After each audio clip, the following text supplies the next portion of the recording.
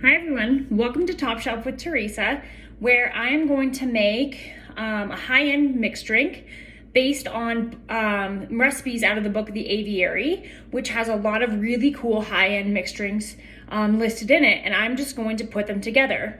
Starting for this mixed drink, this is called Jesus Can't Hit a Curveball. It's got a lot of ingredients in it, so follow along with me.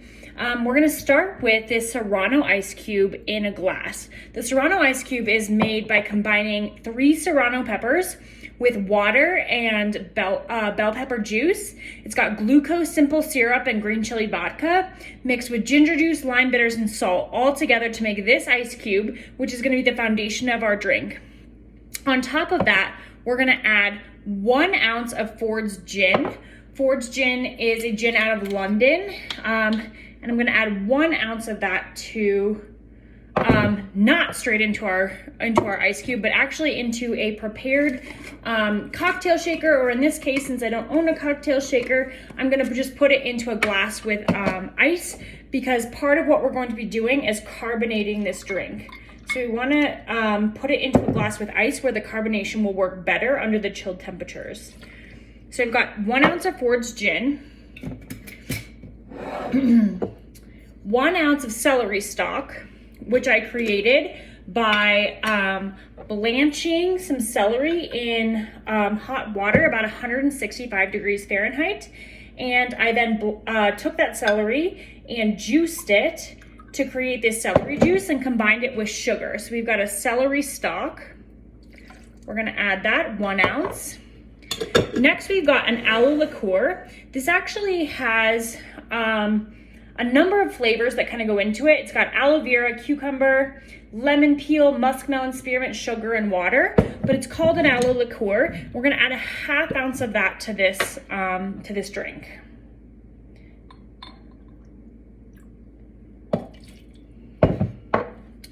After that, we're gonna add a 1/2 ounce of lime juice. In this case, I'm actually adding a sweetened lime juice, but I think it would be better with just a typical straight lime juice. Unfortunately, Walmart did not have a typical straight lime juice for some very bizarre reason.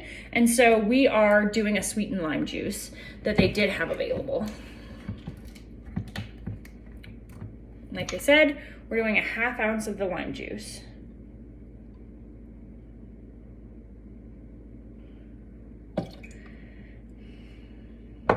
After the lime juice, we're gonna add 1/4 of an ounce of green chartreuse. This is a kind of spicy liquor that comes, it's made by, to get the actual version, it's made by a bunch of monks in Europe. I have it from a previous recipe that I made, but it was pretty hard to come by. They do have alternates that you can use, but we're gonna just use 1/4 of an ounce of the green chartreuse. After that, we're also gonna add 1/4 of an ounce of ginger syrup that I made by juicing, cutting up a ginger root, and then juicing that ginger root. And then using that ginger root, I added some sugar to it after I'd let it sit for about an hour to let the starch settle out. And I created this juice with it, or a syrup essentially, after adding the sugar. Then I'm gonna add 1/8 of an ounce of simple syrup. We're getting into pretty small amounts here, but it is an important addition. Now this measuring only measures to about 1/2 of an ounce, so you're gonna be doing a little guesstimating here, but just like cooking, a little guesstimating is okay. We are going to shake this up in our little bottle, or if you have shaker. And then we're gonna double strain it into our Perlini cocktail infuser. This is an infuser that's gonna add carbon dioxide into the drink. Let me see if I have a strainer to strain this in. The recipe actually calls for it to be double strained, but if a single strain should be good enough in this case.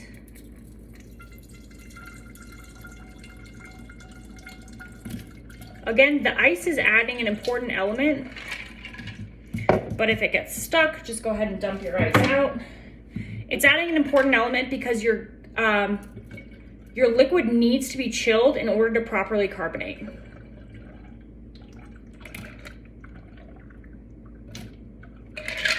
Again, we get some ice cubes stuck, pour them out. We're almost there. Making a bit of a mess in the process.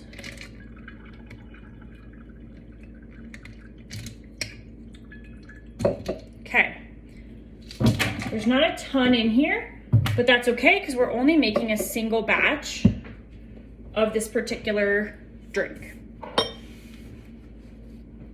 So now that we've got it all into our pralini shaker, we're gonna close it off with the top, which has a built-in place for our carbonation. I'm gonna try and clean up because it's a hot mess around here. We're gonna flip, and we're gonna carbonate. We're gonna carbonate until it stops infusing carbonation into the liquid.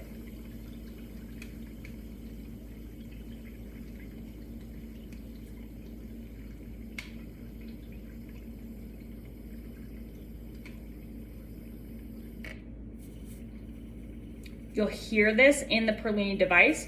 You'll hear it stop infusing anymore. Then you're gonna shake it. That helps infuse the carbonation even more. And then let it settle. You're gonna let it settle for about 30 seconds. Again, we're letting that carbonation sink in. And then we're gonna put it over the top of the Serrano ice cube that I introduced at the beginning.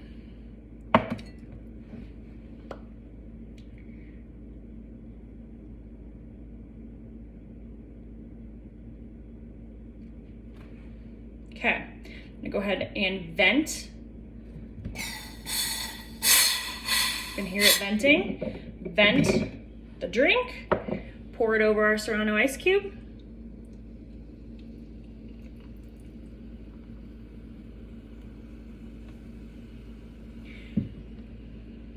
We're letting it settle out a little bit. It's got this nice green color to it.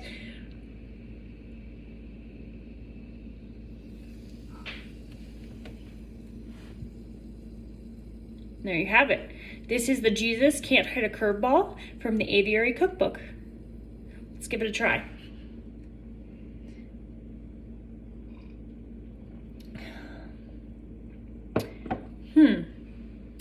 Interesting combination. I definitely taste the aloe liqueur that went into it.